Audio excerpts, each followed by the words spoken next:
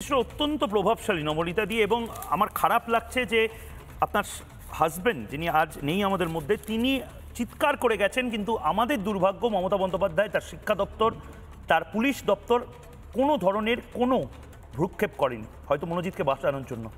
নবনীতা দি,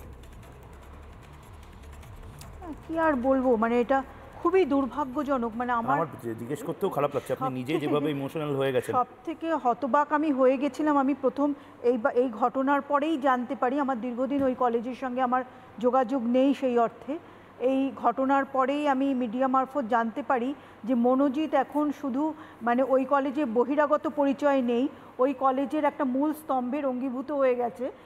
এটা কি হতে পারে যে আপনিও তো একটা কলেজের অধ্যাপক, এটা হতে পারে মনোজিৎ মিশ্র আপনার কলেজে যদি থাকতো, আপনার গভর্নিং বডির মাথা জানে না, আপনার লোকাল এমএলএ এমপিরা জানে না, শিক্ষামন্ত্রী জানে না, এটা হয় কখনো? এই চিঠির মধ্যে তো সবার নামে আছে। সেটাই, মানে আর কারুর কথা মানে জানি না আমি। এখনকার বর্তমান গভর্নিং বডি, মানে তারা দীর্ঘদিন ধরে গভর্নিং বডিতে সদস্য আছেন, তাদের কথাই আমি বিশেষত বলবো। আর কারুর কথা আপনি যাদের কথা বললেন তারা অশোক দেব নির্দিষ্টভাবে না, আমি বলছি পুরো গভর্নিং বডি, মানে তারা তো দীর্ঘদিন ধরে মানে দেবাশিস থাকাকালীন সময় থেকে তারা গভর্নিং বডির সদস্য, এবং তারা তো পুরো ব্যাপারটা অবহিত, এবং ওর কার্যকলাপ এবং কিভাবে মানে নির্যাতিত ওর দ্বারা হতে হয়েছে প্রাক্তন অধ্যক্ষকে, যিনি এই কলেজটার রূপকার বলা যায়। সাউথ ক্যালকাটা ল কলেজ একটা ভাড়া করা বিল্ডিংয়ে 6/1 সুইনহো স্ট্রিটে ছিল, যেখানে বিএড কলেজটা আছে, তার মর্নিং সেকশন, এবং দেবাশিস মানে সরকারি পৃষ্ঠপোষকতায় মানে আমাদের মাননীয় মুখ্যমন্ত্রী তার শিলান্যাস করেছিলেন, ওই ক্যাম্পাসটা উনি নিজে হাতে তৈরি করেছিলেন, ওটা ওনার স্বপ্নের বাড়ি। এবং আমার খারাপ লাগছে যে এই স্বপ্নের বাড়িগুলো যারা তৈরি করে তারা চিৎকার করে সেই বাড়িটা বাঁচানোর জন্য বারবার বলেছিল যে মনোজিৎ মিশ্ররা এই বাড়িগুলোকে ধ্বংস করতে চাইছে, এই বাড়িতে মেয়েগুলোকে তুলে ধর্ষণ করতে চাইছে। মমতা বন্দ্যোপাধ্যায় একবারও ভ্রুক্ষেপটুকু করেননি।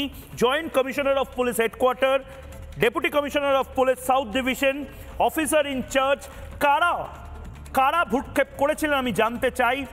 দেবাশিস বাবু আজ আমাদের মধ্যে নেই, এই প্রিন্সিপাল আমাদের মধ্যে নেই, কিন্তু এই কতগুলো প্রিন্সিপালকে এরকম পরিণতি ফেস করতে হবে, আজ তার জবাব চাই বাংলা। একটা ছোট্ট বিরতি নিচ্ছি, বিরতির পর ফিরে আসছি, সঙ্গে থাকুন।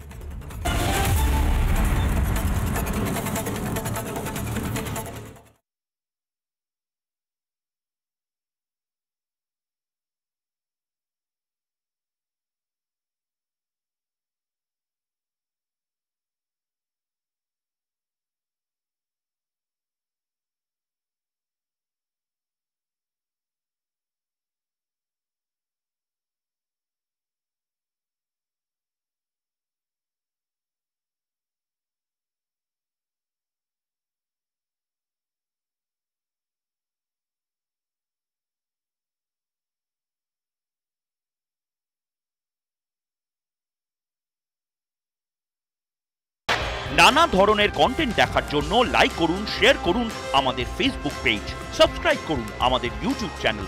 পাশাপাশি অন্যান্য ব্রেকিং নিউজের জন্য অবশ্যই চোখ রাখুন রিপাবলিক বাংলায়।